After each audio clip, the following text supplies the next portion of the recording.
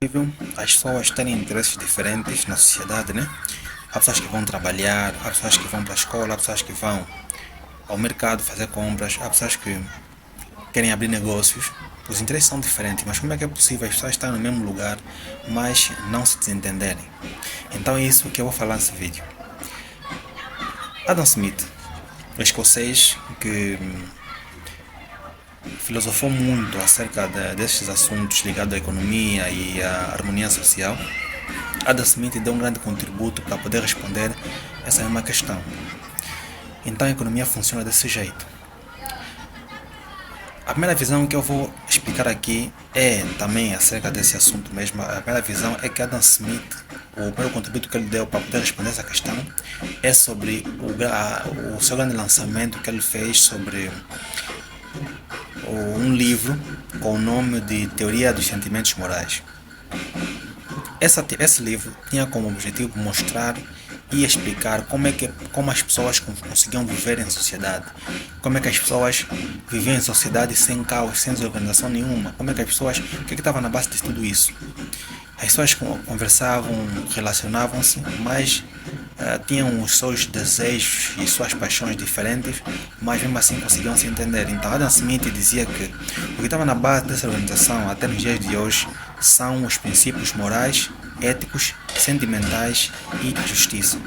Ou seja, as pessoas conseguiam se entender porque as pessoas tinham respeito umas com as outras, as pessoas se entendiam, as pessoas elas procuravam se entender porque há pessoas que tinham empatia em relação às outras pessoas, o respeito, as pessoas conseguiam distinguir o que é certo, o que é errado.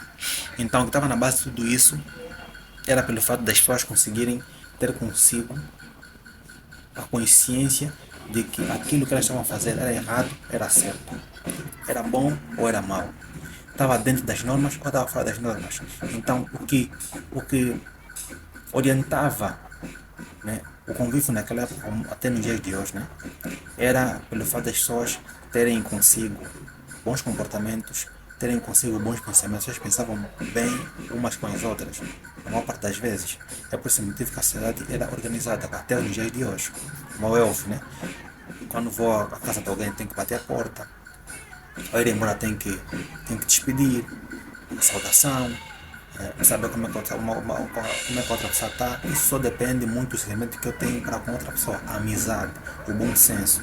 Então são fatores que influenciavam naquela época, né?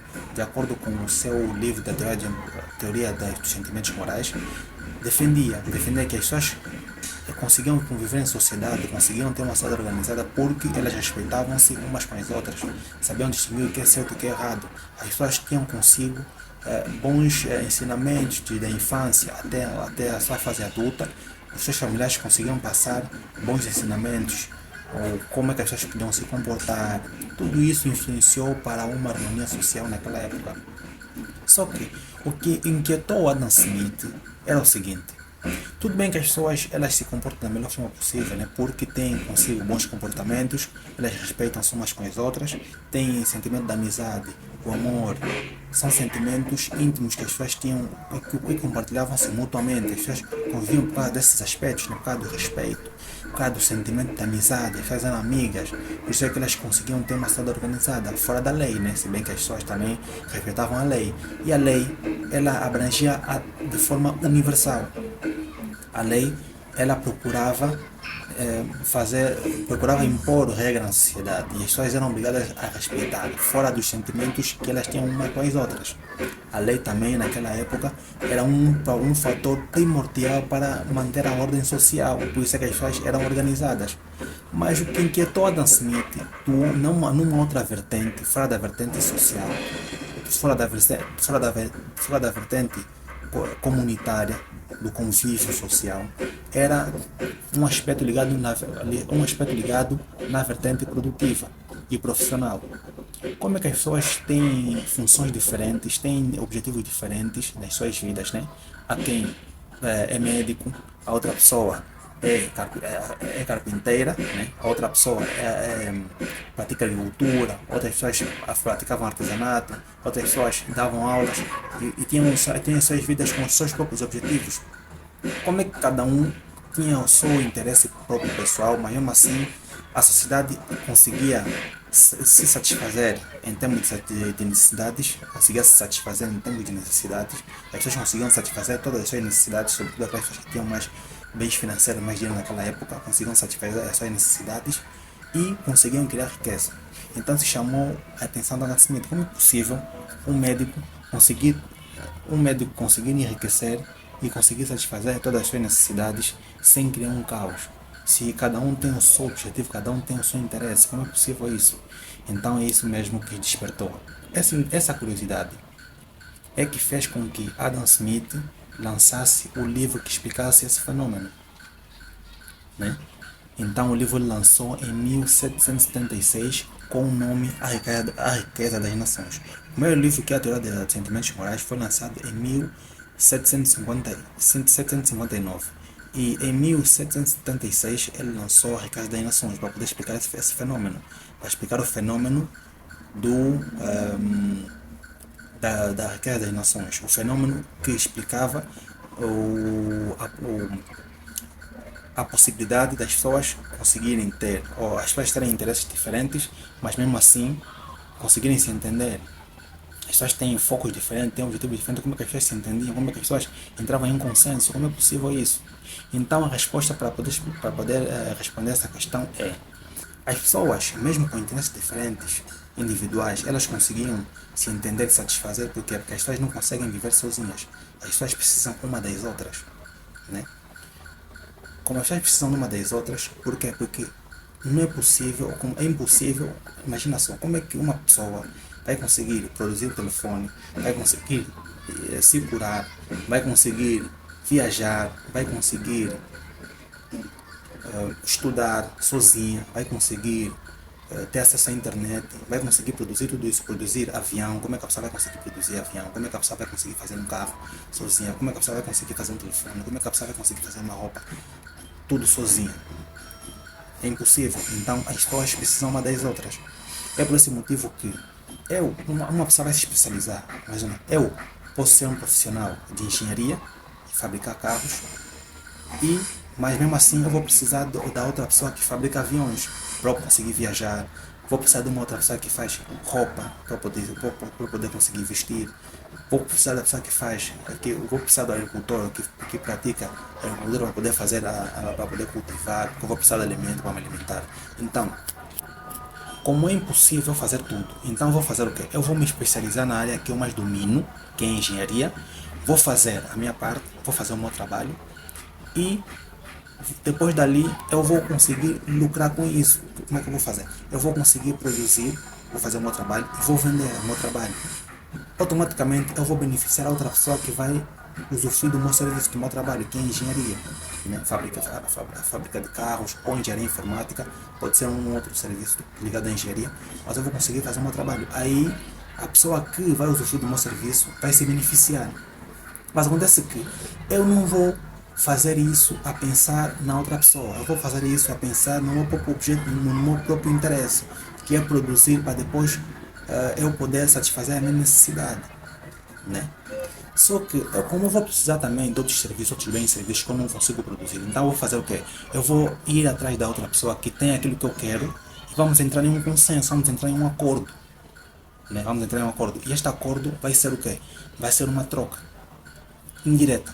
Se bem que já existe o dinheiro hoje em dia, o dinheiro é o meio de troca, né? Eu vendo o meu serviço, guardo o dinheiro tem essa capacidade, o dinheiro tem a capacidade de poder guardar a minha riqueza, o dinheiro converte todo o meu bem, todo bem o serviço que eu produzi, ele converte, né, em valores fictícios, para quando eu quiser trocar esse meu bem que foi convertido em valores fictícios no futuro com outra pessoa, eu poder usar esse mesmo dinheiro. O dinheiro tem essa capacidade de guardar essa má produção de uma forma fictícia, né? Para que posteriormente, quando eu quiser trocar esse meu bem em serviço, eu poder chegar sem precisar ter estoque. Eu chego, mostro o dinheiro mostro o dinheiro que eu tenho e automaticamente eu consigo obter aquilo que eu quero, consigo comprar aquilo que eu quero. O dinheiro tem essa capacidade, tem a capacidade de poder transformar os bens e serviços em um valor fictício, que eu posso guardar esse mesmo valor fictício para poder usar agora ou no futuro. O dinheiro tem essa capacidade, então é isso.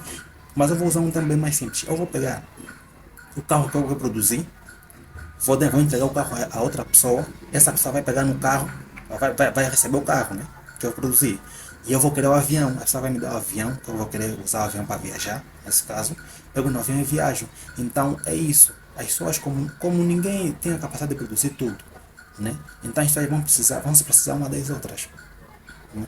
Como as pessoas vão precisar de uma das outras, então aí é essa resposta que responde o fato das pessoas terem interesses diferentes, mas a sociedade funciona na normalidade. Ou seja, as pessoas entram em concordância. Mas acontece que há uma questão aqui um pouquinho curiosa, né? Para haver essa concordância entre duas pessoas, ou seja, para haver uma cooperação, né, entre duas pessoas, um acordo, para haver essa cooperação, essa cooperativa ela é orientada por princípios morais e éticos. Porque eu posso muito bem fazer a troca com uma pessoa de uma forma brusca, usando a força. Quando o Estado se expropria de uma propriedade alheia, o Estado tem esse poder. Ele chega e recebe aquele terreno, né? Isso, o Estado usou a força para poder retirar o terreno daquela pessoa. Ou como também existe, quando existe fenômenos anormais, como furtos, entre outros, vocês estão a se relacionar, só que de forma fora da lei, de forma injusta. Existem várias formas de haver uma troca, né? De forma positiva ou de forma negativa. Troca até não, né? Furto. Ou seja, existe uma outra forma de pessoas se relacionarem. Nesse caso, um termo bem mais prático. Relações positivas, relações negativas, né? Só que a sociedade não será organizada, porque as pessoas podiam ir buscar aquilo que é do outro sem a utilização daquela pessoa, né? Então a sociedade não será organizada. Mas o que faz a sociedade ser organizada é que as pessoas precisam uma das outras de forma coordenada, de forma acordada. Elas precisam sim de si, uma das outras, mas elas se relacionam e elas desenvolvem uma relação organizada, coordenada, né? E autorizada entre as duas pessoas, de forma legal. As relações são legais. Quando eu vou na cantina comprar uma bolacha, eu estou a usar o dinheiro para comprar. Aquela pessoa que vai receber o dinheiro vai conseguir lucrar com o dinheiro que eu vou dar e eu vou conseguir usufruir da bolacha que eu quero, vou conseguir comer a bolacha. Então, está a ver o que? Está a ver uma cooperativa entre as duas partes. Mas a cooperativa também envolve outras coisas, envolve o preço acordado, né? Também as pessoas vão se relacionar, não precisa de compra e venda, elas se relacionam-se. Então é isso, para o vídeo não ficar muito longo, é isso. As pessoas têm interesses diferentes, mas conseguem organizar a sociedade por quê? Porque elas precisam ser uma das outras. E quando existe uma especialização de trabalho, ocorre o quê? Dá origem a quê? Dá origem à divisão do trabalho. A divisão do trabalho dá origem ao aumento da produção. Claro, se eu produzir carro, ele vai produzir avião. O que vai acontecer? Vai haver uma diversidade de produção. A outra pessoa vai produzir roupa, a outra pessoa vai produzir comida. Vai haver um aumento de produção em termos diversos. Não só em termos diversos, mas em termos de quantidade, né? As pessoas vão permitir com que haja aumento da produção naquele país. Havendo um aumento da produção naquele país, o que vai acontecer? As pessoas vão fazer troca. Depois de haver um aumento, haverá uma necessidade de troca. As pessoas têm que trocar esses produtos para cada um conseguir satisfazer as necessidades que ele não conseguiu satisfazer ainda. Eu vou precisar do avião, ele vai precisar do carro. Então, eu já tenho um carro, eu consegui produzir o carro, mas vou precisar do avião. Então, preciso de fazer uma troca com outra pessoa, ao modo de essa pessoa contribuir para eu conseguir, ao ponto dessa pessoa conseguir contribuir, ao ponto dessa pessoa contribuir para eu também conseguir satisfazer uma necessidade que eu ainda não satisfiz. Então, essa troca é importante. Depois do aumento da produção, haverá uma troca. Mas essa troca tem que ser feita de forma cooperada, de forma acordada, mediante um preço, né, entre as duas partes. Vão ver a quantidade do bem ou do produto que vai ser trocado, uma parte com a outra, que eu mereço isso, eu mereço em função do valor que eu tenho, do valor que o meu bem tem. Eu mereço mais quantidade de X que tu tens. Um carro meu vale mais do que o teu, ou um carro meu equivale a 2 aviões teus, ou um avião teu equivale a 2 carros meus. Então as pessoas vão conversar de forma cooperativa. Essa cooperativa dá origem a quê? Dá origem à satisfação, à satisfação das necessidades. As pessoas conseguem satisfazer-se em todas as partes que elas querem se satisfazer, vão satisfazer suas necessidades. E quando isso acontece, dá origem a quê? Dá origem à riqueza. As cidades são prósperas por quê? Porque existe uma produção, existe a satisfação das suas necessidades. Nenhuma sociedade é capaz de ser feliz se as suas necessidades não forem satisfeitas na sua totalidade. Ou seja, o que é riqueza? Riqueza é a satisfação de todas as necessidades. Quando uma pessoa tem a capacidade de satisfazer todas as suas necessidades, então essa pessoa é rica. Então, muito obrigado pela vossa atenção. David dos Santos Economia. Este é o canal. Compartilhe o vídeo com mais pessoas. Dê like e acompanhe o canal. Eu vou trazer mais conteúdos para todos vocês. Então, muito obrigado pela atenção. Até o próximo vídeo.